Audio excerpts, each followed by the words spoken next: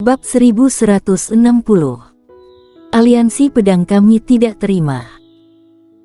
Melihat kedua batu kecubung di tangannya untuk waktu yang lama, warrior yang menatap Nadine dan berkata sambil tersenyum, "Kamu tahu aku berbohong padamu, mengapa masih memberiku batu kecubung itu?" Nadine berpikir sejenak, lalu berkata, "Kasihan padamu." Warrior yang terkejut, lalu menggelengkan kepalanya dan tersenyum, "Kamu ini ya. Ayo cepat pergi, kalau Kak Chelsea tahu aku memberimu batu kecubung. Dia pasti akan membunuhmu." Dia sedikit pemarah. Bisik Nadine. "Aku juga pemarah." Warrior yang tertawa. "Kamu tidak bisa mengalahkannya." Nadine melotot pada warrior yang dan berkata, "Kekuatan tidak bagus, jadi emosi harus lebih baik, tahu?" Warrior yang tersenyum, lalu menatap Chelsea Mu dari kejauhan. Cincinnya masih ada di wanita ini. Cincin itu diberikan oleh Putri Kaisar, bagaimana dia bisa kehilangannya? Dia datang. Pada saat ini, Nadine tiba-tiba menunjuk ke kejauhan dan kehilangan suaranya. Warrior yang menoleh dan melihat bahwa Freddy Yuan sedang berjalan ke arahnya. Warrior yang tercengang, mengapa dia datang? Baru saja hendak menyapa, Nadine tiba-tiba meraih tangannya dan kabur. Warrior yang. Segera, Nadine meraih tangan warrior yang dan datang ke belakang Chelsea Mu dan yang lainnya. Chelsea Mu melihat kembali ke Nadine, dan segera, matanya tertuju pada warrior yang, dan kemudian pada Freddy Yuan di kejauhan. Melihat Freddy Yuan, Chelsea Mu sedikit mengernyit, lalu menatap warrior yang dan berkata, "Ternyata dikejar hingga terpaksa kembali."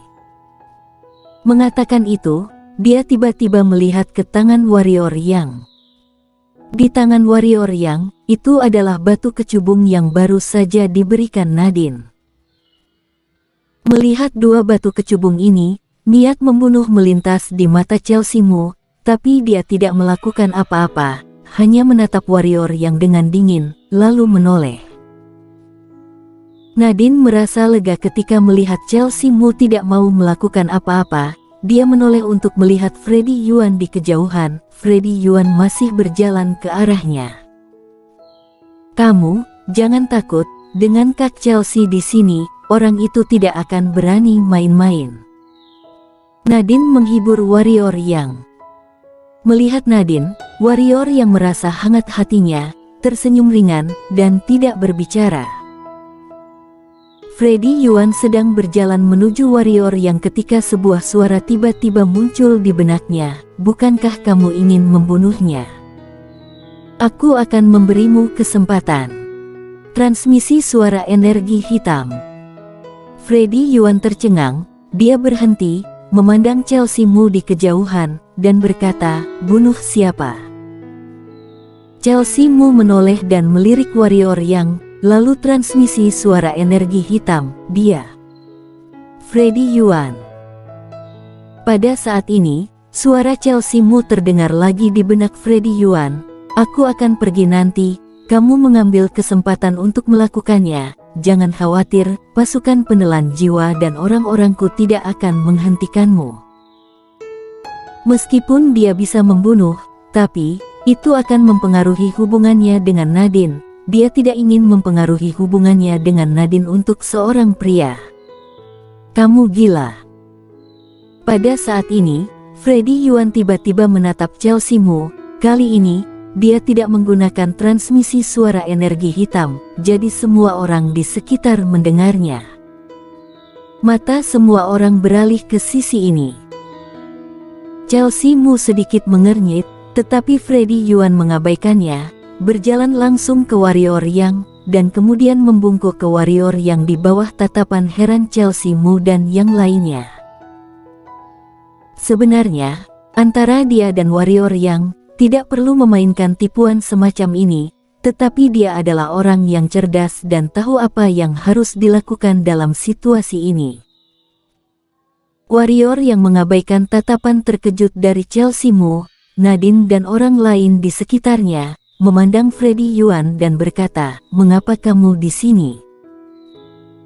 Freddy Yuan berkata, "Master Pedang tidak membiarkan mereka datang karena mereka lemah, dan datang ke sini hanya bisa menjadi pengorbanan yang sia-sia, tetapi aku seharusnya bisa membantu Master Pedang. Bertambah satu orang lagi, bisa saling membantu. Master Pedang, jangan khawatir, sebelum datang, aku sudah mengatur semuanya dengan baik." Warrior yang merenung sejenak, lalu mengangguk dan berkata, "Baiklah." Seorang setengah kaisar memang sangat membantunya. Freddy Yuan mengangguk, lalu melangkah mundur ke belakang warrior yang penampilan dan sikap bawahannya sepenuhnya terlihat. Pada saat ini, mata semua orang di sekitar tertuju pada warrior yang, dan mereka semua penasaran dengan identitas warrior yang. Bahkan Chelsea Mu menatap warrior yang dan Freddy Yuan dalam-dalam, lalu menoleh untuk melihat ke kejauhan. Nadine meraih tangan warrior yang dan berjalan ke samping sambil berbisik, "Bagaimana ini bisa terjadi? Bagaimana dia bisa begitu menghormatimu?" Warrior yang menyentuh hidungnya dan hendak berbicara ketika Nadine menambahkan, "Georgina bilang, ketika kalian melakukan ini, kalian sedang berpikir tentang bagaimana berbohong kepada gadis-gadis." Wajah warrior yang penuh dengan garis hitam, tapi dia tidak bisa menyangkalnya. Karena dia benar-benar sedang memikirkan alasan. Warrior yang menoleh dan melirik Georgina di sebelah Chelsea Mu di kejauhan, dia harus mengakui bahwa wanita ini adalah wanita yang aneh. "Ayo katakan," ajak Nadine. Warrior yang berpikir sejenak, lalu berkata, "Apakah kamu tahu kekuatan mana yang paling kuat di benua penjara kita?" "Tentu saja itu adalah sekte penghancur dunia. Mereka yang paling kuat," kata Nadine. Warrior yang melihat sekeliling dengan hati-hati, lalu berbisik, "Aku membual kepadanya bahwa aku adalah murid sekte penghancur dunia, dan dia percaya itu." Nadine mengerjap, lalu berkata, "Ini juga bisa." Won yang mengangguk. Tenggorokan Nadine berguling, dia melirik Freddy Yuan di sampingnya, dan berkata dengan lembut, apakah dia begitu bodoh?" "Bukannya dia bodoh, tapi aku yang terlalu pintar," kata warrior yang serius. Nadine hendak berbicara, ketika Chelsea Mu tiba-tiba memanggilnya, tidak tahu apa yang dikatakan kedua gadis itu, dan segera Chelsea Mu berbalik untuk melihat warrior yang. Mulut warrior yang berkedut, tak perlu dikatakan lagi, gadis ini pasti telah memberitahu Chelsea Mu apa yang dia katakan sebelumnya. Chelsea Mu melirik warrior yang, lalu mengalihkan pandangannya, lalu menatap Freddy Yuan di kejauhan. Energi hitam bersuara, "Ketua pasukan Yuan, dia sama sekali bukan murid sekte penghancur dunia, dia membohongimu." Freddy Yuan tercengang sejenak, dia melihat ke Chelsea Mu, lalu ke Nadine di sebelah Chelsea Mu, dan kemudian ke warrior yang di kejauhan, dan segera tenggorokannya berguling. Transmisi suara energi hitam berkata, "Dia memberitahu gadis kecil di sebelahmu bahwa dia adalah murid sekte penghancur dunia."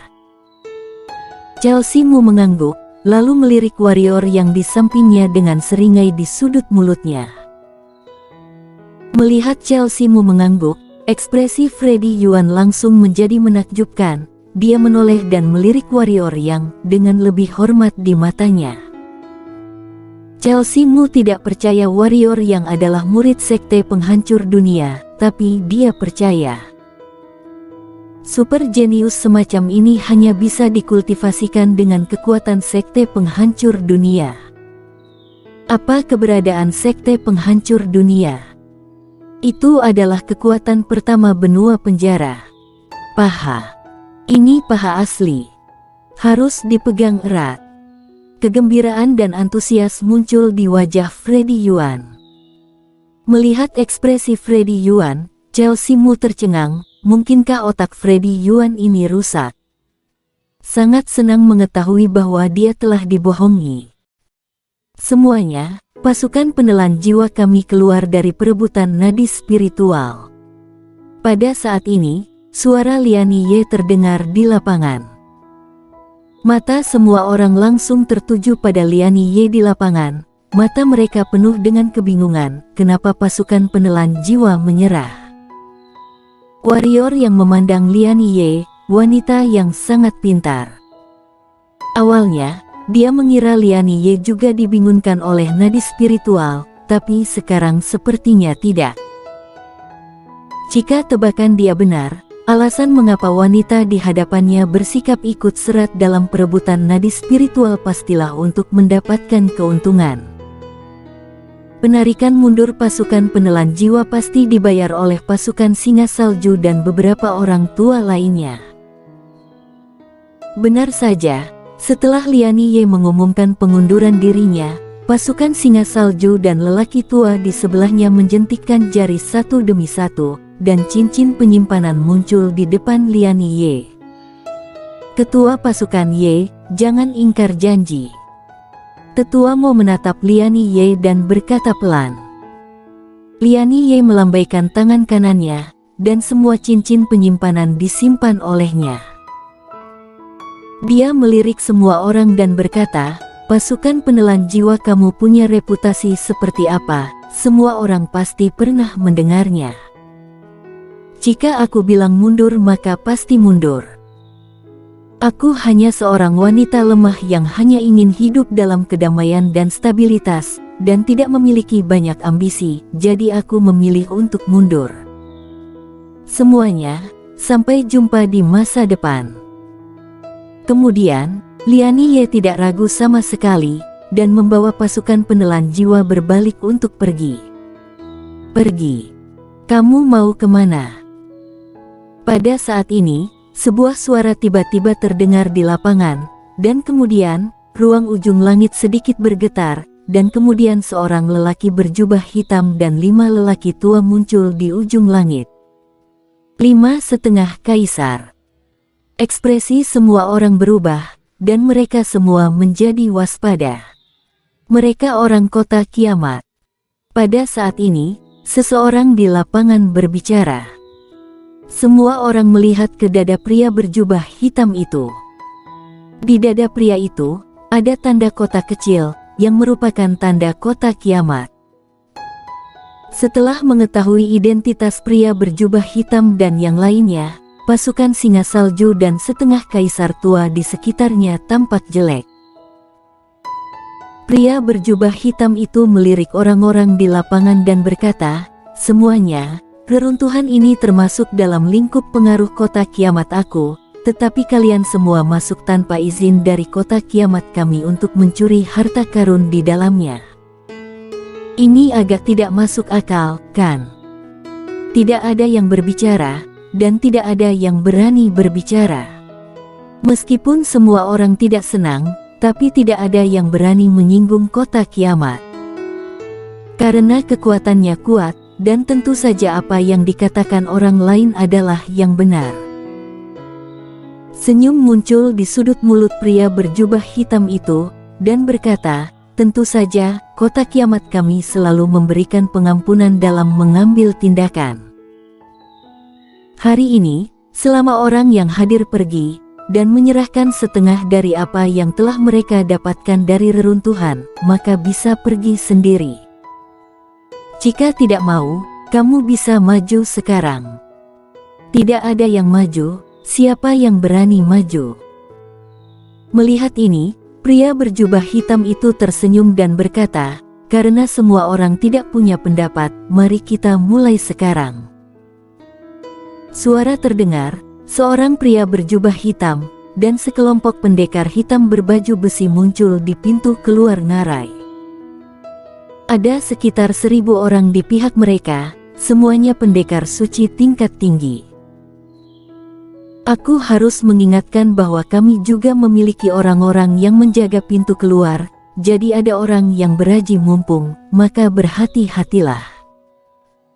Jangan sampai karena tidak hati-hati, kamu kehilangan nyawa kamu." Pria berjubah hitam itu tertawa. Kerumunan itu terdiam. Warrior yang melirik semua orang di sekitar, lalu bertanya kepada Freddy Yuan melalui transmisi suara, "Apakah orang-orang kita sudah keluar?" "Belum," jawab Freddy Yuan. Wajah warrior yang masam, dia melihat sekeliling, dan semua orang di sekitarnya pasti tidak mau membayar batu kecubung, tetapi tidak ada yang berani maju untuk melawan. Dengan kata lain, tidak ada yang memimpin. Dia pasti tidak akan menyerahkan setengah dari apa yang telah dia dapatkan, dan dia tidak akan membiarkan orang-orang dari aliansi pedang melakukannya juga. Namun, jika tidak mau melakukannya, maka pasti akan bertarung dengan kota kiamat ini. Meskipun kelima orang ini dapat dibunuh, masalah bagi aliansi pedang pasti akan berlanjut di masa depan, dan orang-orang di sekitar mereka masih bisa memancing di air keruh. Warrior yang berpikir sejenak, lalu menatap Freddy Yuan, transmisi suara energi hitam, dan berkata, "Kamu maju dan katakan saja tidak mau, katakan dengan lebih agresif." Freddy Yuan tertegun sejenak, dia ragu-ragu sejenak, dan hendak berbicara. Suara warrior yang terdengar di benaknya lagi, "Apakah aliansi pedang kita perlu takut pada kota kiamat mereka?" Mendengar perkataan warrior yang, Freddy Yuan sedikit kaget. "Betul. Apakah aliansi pedang perlu takut dengan kota kiamat? Ketahuilah bahwa di balik aliansi pedang adalah sekte penghancur dunia." Memikirkan sekte penghancur dunia, Freddy Yuan langsung penuh percaya diri. Dia bergerak dan muncul di lapangan. Kemudian, di mata semua orang yang terpana, dia menunjuk pria berjubah hitam, dan berkata dengan marah, "Kota kiamat. Kota kiamat adalah kentut, aliansi pedang kamu adalah yang pertama menolak." Setiap orang bersambung.